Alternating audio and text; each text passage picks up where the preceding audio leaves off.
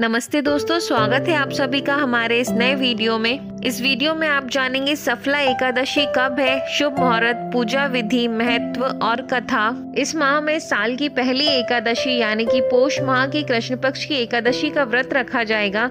इसे सफला एकादशी के नाम से जाना जाता है। ऐसी मान्यता है कि सफला एकादशी का व्रत अपने नाम स्वरूप फल प्रदान करता है। इस व्रत के प्रभाव से हर कार्य सफल हो जाता है। श्री हरि विष्णु की कृपा से तमाम अधूरी इच्छाएं पूर्ण होती हैं। पोष मास के कृष्ण पक्ष की एकादशी 7 जनवरी को है। एकादशी पर विधि विधान से भगवान विष्णु की पूजा अर्चना की जाती है।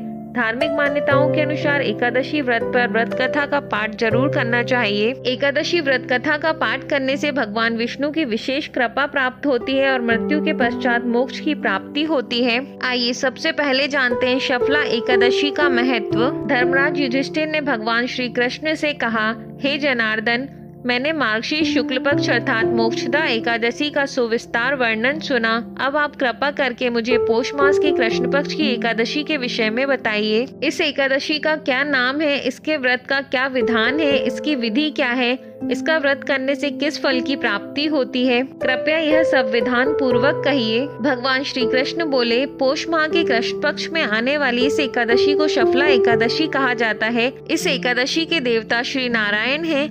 विधि पूर्वक इस व्रत को करना चाहिए। जिस प्रकार नागों में शेषनाग, पक्षियों में गरुड़, सब ग्रहों में चंद्रमा, यज्ञों में अश्वमेघ और देवताओं में भगवान विष्णु श्रेष्ठ हैं, उसी तरह सब व्रतों में एकादशी का व्रत श्रेष्ठ है।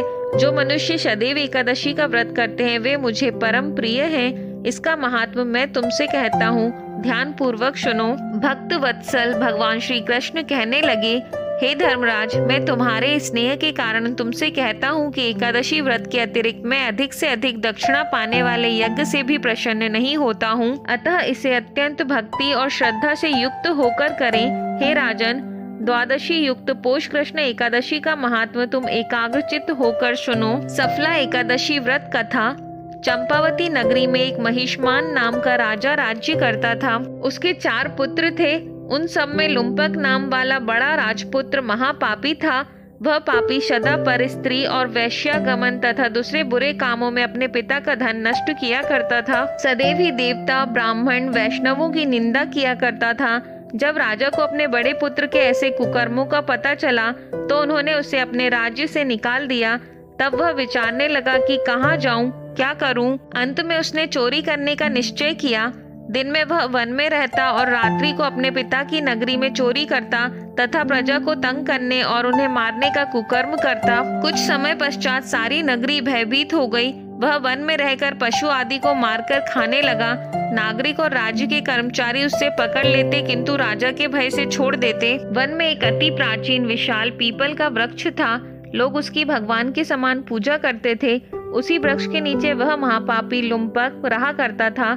इस वन को लोग देवताओं की क्रीड़ा स्थली मानते थे। कुछ समय पश्चात पोष कृष्ण पक्ष की 10वीं के दिन वह वस्त्रहीन होने के कारण शीत के चलते सारी रात्रि सो नहीं सका। उसके हाथ पैर अकड़ गए। सूर्योदय होते होते वह मूर्छित हो गया। दूसरे दिन एकादशी को मध्याह्न के समय सूर्य की गर्मी पाकर उसकी मूर्छा दूर हुई। गिरता पड़ता वह भोजन की तलाश में निकला। पशुओं को मारने में वह समर्थ नहीं था, अतः पेड़ों के नीचे गिरे हुए फल उठाकर वापस उसी पीपल वृक्ष के नीचे आ गया। उस समय तक भगवान सूर्य अस्त हो चुके थे। वृक्ष के नीचे फल रखकर कहने लगा, हे भगवान, अब आपके ही अर्पण है ये फल, आप ही तृप्त हो जाइए। उस रात्रि को दुख के कारण रात्रि को भी नींद नहीं आई।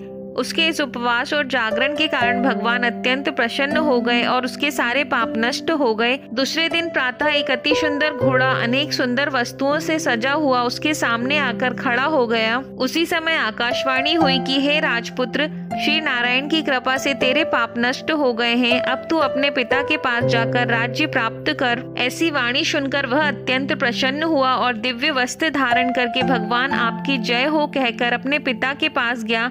उसके पिता ने प्रसन्न होकर उसे समस्त राज्य का भार सौंप दिया और स्वयं वन के रास्ते चल दिए। अब लुम्पक शास्त्रानुसार राज्य करने लगा। उसके स्त्री पुत्र आदि सारा कुटुंब भगवान नारायण का परम भक्त हो गया। वृद्ध होने पर वह अपने पुत्र को राज्य का भार सौंपकर वन में तपस्या करने चला गया। और अंत में वैकुंठ को प्राप्त हुआ। अतः जो मनुष्य इस परम पवित्र सफला एकादशी का व्रत करता है उसे अंत में मुक्ति मिलती है। जो नहीं करते वे पूंछ और सींगों से रहित पशुओं के समान हैं।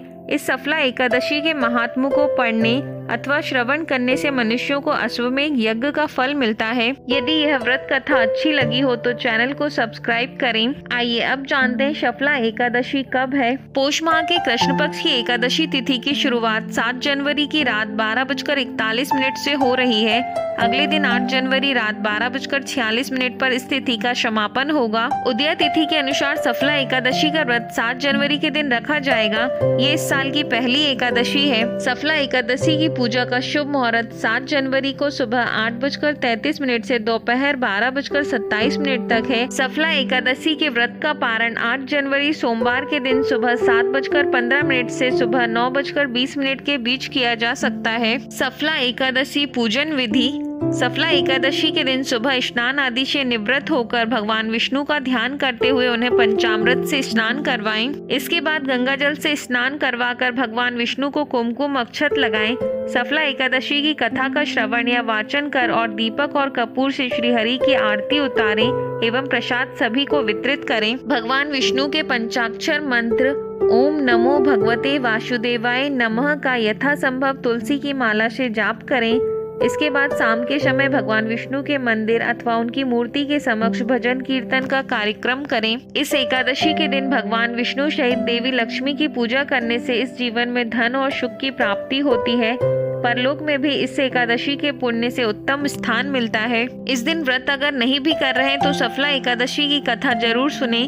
कथा सुनने से ही पूजा सफल हो जाती है। इस दिन श्री हरि नारायण भगवान को तुलसी अर्पित करें। सफला एकादशी के अगले दिन कोशिश करें अपनी इच्छा अनुसार लोगों को भोजन कराएं। याद रहे भोजन या भंडारा कराना इस दिन बहुत शुभ और फलदायी माना जाता है। ऐसी मान्यता है कि अगर आप इस सफला एकादशी के व्रत को पूरे विधि विधान के साथ करते हैं तो मृत्यु के बाद विष्णु लोक की प्राप्ति होती है। यदि वीडियो अच्छा लगा हो तो चैनल को लाइक शेयर और सब्सक्राइब करें। धन्यवाद।